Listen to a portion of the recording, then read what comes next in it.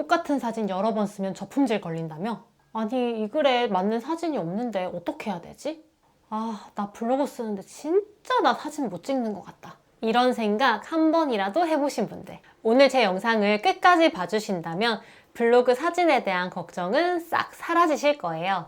안녕하세요, 유정씨입니다. 블로그를 쓰다 보면 사진을 몇 장을 넣어야 한다, 똑같은 사진을 쓰면 안 되는 건가? 나 너무 사진을 못 찍는데 어떡하지? 이런 고민들을 많이 하셨을 거예요. 그래서 오늘은 블로그 사진에 대해서 고민하시는 분들을 위해 4가지 큰 주제를 뽑아서 답변을 해드리려고 하고요. 블로그 사진에 대해서 추가적인 질문이 있으신 분들은 댓글 달아주시면 제가 꼼꼼하게 답변 달아드리겠습니다. 사진은 무조건 15장, 20장 이상씩 올려야 하나요? 이 궁금증에 대한 대답은 아니오입니다. 블로그는 키워드에 따라서 요구하는 사진의 개수가 다르다는 걸 기억하시면 좋을 것 같아요. 예를 들어 강남 맛집에 대해서 한번 검색을 해볼게요. 이 강남 맛집이라는 키워드로 검색했을 때의 상위 노출이 된 포스팅들의 사진 개수를 보시면 보통 35개 정도가 평균이라고 볼 수 있을 거예요. 그러면 나도 상위 노출이 되려면 이들과 비슷하게 사진 개수를 35개씩은 맞춰줘야겠죠. 제가 최근에 헬리코박터균 제균 치료를 하면서 그 후기들을 포스팅으로 남겼었는데요. 그래서 한번 헬리코박터균 음식으로 한번 검색을 해보면 여기는 상대적으로 사진 개수가 굉장히 적은 걸 알 수 있죠. 그러면 나도 여기에 상위 노출이 될 때 굳이 15개, 20개 이걸 맞출 필요가 없다는 거예요. 보통 체험단을 하시면 사진 15개, 사진 20개씩 올려라 라고 하는 가이드를 보신 적이 있으실 거예요. 근데 생각해보면 체험단은 음식점, 미용실 이런 곳들이 많죠. 그런 곳들은 보통 상위 노출된 포스팅의 평균 사진의 개수가 15개에서 20개 정도가 되기 때문에 그런 가이드를 준 거예요. 그래서 사진 개수를 고민하실 때는 내가 원하는 키워드를 검색해보고 상위 노출된 5개에서 10개 정도의 포스팅의 사진 개수의 평균을 내서 적용을 하시면 좋겠습니다. 연관된 사진이 없으면 어떡하죠? 사진이 모자라면 어떡해요? 라는 고민을 가지고 계신 분도 있을 것 같아요. 보통 사진이 없다라고 말씀하시는 분들은 의료나 경제같이 정보성 포스팅을 올리시는 분들이 이런 고민을 많이 하시는 것 같아요. 이분들의 포스팅을 한번 참고를 해보면 일반적으로 언플래시나 팩셀 그리고 미리캔버스 같은 곳에서 무료 사진을 이용하고 계신 경우가 많습니다. 또는 이렇게 AI로 그린 그림을 쓰시는 분들도 많아요. 그래서 이런 법률, 의료, 경제 딱 맞는 사진을 찾기 힘드신 분들이라면 제가 더보기란에 링크를 남겨드릴 테니까 그곳에서 무료 이미지를 찾아서 쓰시면 좋을 것 같고요. 이 무료 이미지들도 혹시나 다른 사람들이 여러 번 썼을 수도 있잖아요. 그거 확인하는 방법까지 조금 이따 알려드릴게요. 이렇게 무료 이미지를 쓸 수도 있겠지만 사실 저는 여행, 일상, 제품 리뷰 이런 것들을 주로 포스팅을 하고 있기 때문에 무료 사이트의 이미지라든지 아니면 AI 이미지가 제 포스팅과 그렇게 잘 어울리지 않을 때가 많아요. 저의 사진 습관이긴 한데 저는 기본적으로 사진을 좀 넓게 찍는 편이거든요. 그러면 그 넓은 사진들 중에서 제가 필요한 부분만 잘라서 사용하는 경우도 있습니다. 블로그는 검색을 해서 찾아 들어오는 플랫폼이기 때문에 모든 사진이 아주 완벽해야 된다든지 그런 강박에 갇히시기보다는 적재적소에 맞는 적당한 사진을 올려주면 된다라고 생각하시면 조금 더 마음이 편하실 것 같아요. 이 블로그에 적합한 사진을 어떻게 루틴화 시켜서 찍을 수 있는지도 마지막에 알려드릴게요. 블로그를 하시다 보면 중복 이미지를 쓰면 포스팅이 누락되고 저품질에 걸릴 수 있다라는 얘기를 들어보신 적이 있을 거예요. 제가 이 영상을 찍으려고 누락 포스팅을 만든 건 아닌데 제가 예전에 중복 이미지를 썼던 포스팅이 누락된 걸 어떻게 하다 보니 가지고 있게 됐고 제가 예시를 아주 잘 만들어 놨더라고요. 영상을 위해 이렇게 노력을 한다. 구독, 좋아요 부탁드립니다. 제가 누락이 된 포스팅은 이 포스팅이에요. 사실 저는 트래블로그라는 키워드가 제 블로그에서 조회수가 좀 잘 나오는 키워드 중에 하나였어요. 그래서 이 포스팅을 쓰면 내가 좀 조회수가 잘 나오겠지? 라고 생각을 하고 썼는데 이 글이 누락이 됐습니다. 통계에 들어가서 유입 경로를 한번 살펴보면 정말 단 한 건도 네이버 검색으로 들어온 분이 안 계십니다.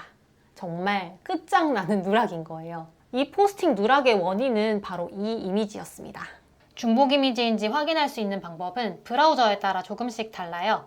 저는 웨이를 보통 쓰고 있는데요. 오른쪽 위쪽에 있는 이미지 캡처에서 이미지를 선택하고 검색을 한번 눌러보면 제가 쓰려고 하는 이미지와 똑같은 이미지를 쓴 사람이 있는지를 이렇게 확인할 수 있는 거예요. 저는 그 당시에 앱에서 캡처를 해가지고 썼던 건데 이렇게 긁어서 검색을 한번 해보면 뭐 유사 이미지 수준이 아니라 그냥 저처럼 캡처해서 쓴 글이 정말 미친 듯이 많았던 거예요. 사진 주고 원고 주는 기자단을 조심해야 된다, 하면 안 된다 하는 이유가 바로 여기 있는 겁니다.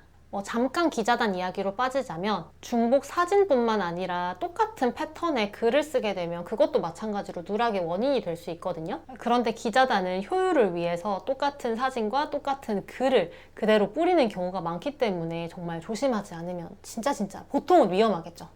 기자단을 하면 그냥 내가 글이랑 사진을 받아서 복붙만 하면 되니까 내 에너지는 정말 적게 들겠지만 정상 노출이 되지 않는데 이 포스팅 개수를 하나 늘리는 게 내 블로그에 무슨 이득이 있나 라는 생각이 저는 좀 들더라고요. 그런데 이렇게 캡처를 해서 블로그를 써도 이겨내는 블로그들이 가끔 있습니다. 이 사진을 정말 아무도 안 써가지고 내가 거의 첫 번째로 써서 어느 정도 기간 동안 살아남으시거나 또는 정말 파워풀한 블로그. 근데 우리는 아니죠. 그 이미지의 내용이 내 포스팅에 꼭 담겨야 하는 상황이라면 노트북에 그 사진을 띄워두고 내가 스마트폰으로 찍어서 사용을 하시거나 주변에 띠를 둘러둔다든지 어떻게 확대나 자르기를 한다든지 이런 걸 하셔서 쓰시는 걸 생각해 보셨으면 좋겠습니다. 가끔 식당에 가서 메뉴판을 안 찍어 왔는데 내가 메뉴판이 필요할 때 네이버 지도에서 메뉴판 긁어가지고 쓰실 때도 있으시잖아요. 이런 경우도 마찬가지로 메뉴판을 띄워두고 내가 스마트폰으로 찍어서 사용을 하시거나 인용구를 써서 내가 텍스트로 메뉴판을 만들 수도 있으니까 그 방법도 한번 생각해 보시면 좋을 것 같아요. 그러면 이런 똑같은 사진, 똑같은 이미지를 절대로 다시 쓰면 안 되는 건가? 이거에 대해서는 한번 다시 얘기를 해볼게요. 가끔 한 주제로 여러 개의 포스팅을 하실 때가 있을 거예요. 예를 들어 제가 최근에 헬리코박터균 제균 치료를 받았는데 이걸로 포스팅을 2개인가 3개인가 썼거든요. 근데 사실 약 먹고 치료한 후기를 쓰는 건데 무슨 사진이 있겠어요. 약봉투 쓰거나 약 근접해서 촬영을 하거나 하는 것밖에 없죠. 그래서 제가 2 포스팅에 똑같은 사진을 썼습니다. 이론상으로는 2 포스팅 중 하나 또는 둘 다 누락이 되어야 합니다. 하지만 저는 이 2 포스팅이 모두 정상적으로 상위 노출이 됐어요. 같은 사진을 쓰고도 정상적으로 노출이 될 수 있었던 이유는 2가지였습니다. 1번은 제가 직접 찍은 사진을 제 블로그에 한두 번 정도 썼기 때문이고요. 2번째는 이 2개의 글의 구성과 내용이 완벽하게 다르기 때문에 서로 유사성이 없는 포스팅으로 인식하고 있기 때문입니다. 사실 이건 어떻게 보면 약간 알고리즘의 유도리라고 생각하고 있기도 하고요. 여러 번 똑같은 사진을 쓰는 다른 포스팅이 정말 많기 때문에 제 포스팅에 한두 번 정도 쓰는 거는 알고리즘이 좀 봐주나 보다 라고 생각하고 있는 특수 케이스예요. 물론 가장 좋은 건 모든 포스팅에 내가 직접 찍은 새 사진을 올리는 게 가장 좋겠지만 혹시나 포스팅을 하실 때 예전에 무슨 사진 썼는지 기억이 안 나는데 비슷한 사진 왜 이렇게 많은 거야 해서 쓸 때 고민하시는 분들께 이 내용이 참고가 되셨으면 좋겠습니다. 그리고 마지막으로 블로그 사진 잘 찍는 꿀팁을 알려드리겠습니다. 솔직히 말해서 제가 사진을 그렇게 잘 찍는 편은 아니에요. 그래서 제가 엄청난 구도를 알려드린다 이런 건 아니고 정말 현실적으로 블로그 사진을 깔끔하게 찍을 수 있는 3가지 방법을 알려드릴게요.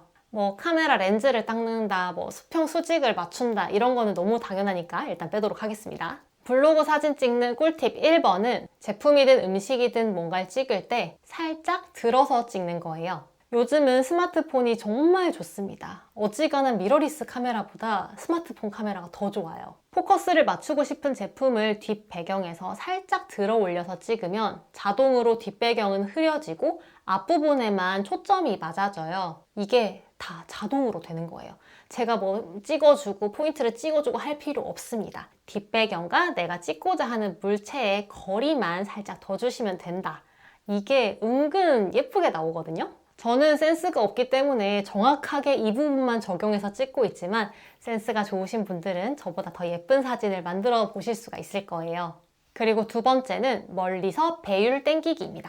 집에서 제품 사진 찍을 때 형광등에 그림자가 생겨가지고 어떻게 해도 각도가 안 나오신 적 있으신가요? 이런 경우에는 어떻게 하면 좋으시냐면요. 제품을 바닥에 두고 저는 일어서서 스마트폰을 수직으로 놓아줍니다. 그리고 이렇게 2배, 3배 정도 줌을 당겨주면 제품이 깔끔하게 찍혀요. 이 제품을 찍을 때 좀 그림자 없이 찍고 싶다 하시는 분들에게는 유용한 꿀팁이 될 수 있겠죠? 그리고 3번째 꿀팁. 뭔가 하나를 찍을 때 나만의 루틴을 만들어 두는 거예요. 예를 들어 음식점을 갔다. 그러면 저는 기본적으로 수직샷을 찍고요. 제가 앉아있는 자리에서 가장 잘 나오는 각도로 비스듬하게 찍는 걸 루틴으로 하고 있어요.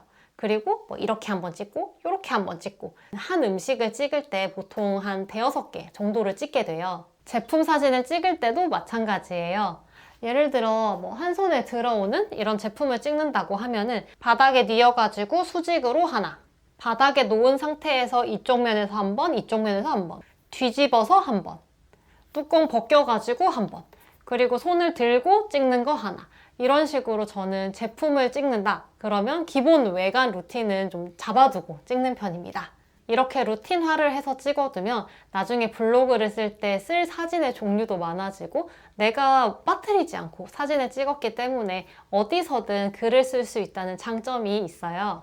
물론 각을 잡고 심혈을 기울여서 예쁘게 찍는 사진도 너무너무 좋겠죠. 하지만 블로그는 기본적으로 텍스트로 검색을 해서 들어오는 플랫폼이기 때문에 사진에 대한 컬도 중요하지만 저는 그 사진의 컬에 신경을 쓰고 심혈을 기울이고 제 없는 센스를 들이는 것보다는 포스팅을 조금 더 잘하고 키워드를 조금 더 잘 잡는데 노력을 많이 쏟을 것 같습니다. 제가 잘하는 것에 집중하도록 하겠습니다.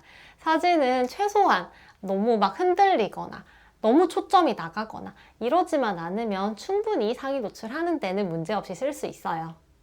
오늘은 블로그 사진에 대한 이야기를 한번 해봤는데요. 블로그 상위 노출 되시는 분들을 보면 사진을 정말 예술적으로 찍으시는 분들이 정말 많아요. 그리고 이렇게 예술적으로 찍어둔 사진을 보다 보면 나는 뭐 사진도 잘 못 찍고 내가 뭐 찍은 사진으로 해가지고 상위 노출이 되겠어? 하고 좀 위축될 때도 있어요. 예전에 저도 제가 포스팅을 한 글에 사진이 정말 너무 꼴보기가 싫은 거예요. 어떻게 이렇게 못 찍었지? 싶고. 그래서 되게 위축된 마음에 그 포스팅을 지웠던 적도 있습니다. 하지만 지금 이 영상을 보고 계신 분들은 이런 사진으로도 블로그 상위 노출이 될 수 있다는 것에 여러분들이 희망을 얻으셨으면 좋겠고요. 블로그를 꾸준히 쓰시다 보면 사진에 대한 감도 조금씩 올라오실 거고 어떤 사진이 내 블로그에 필요한 사진이겠다 라는 것에 대한 감도 생기실 거라 점차 블로그 사진에 대한 부담감이 줄어드실 거예요. 여러분의 블로그 라이프를 응원드리면서 오늘의 영상이 괜찮았다면 구독과 좋아요 부탁드립니다. 감사합니다.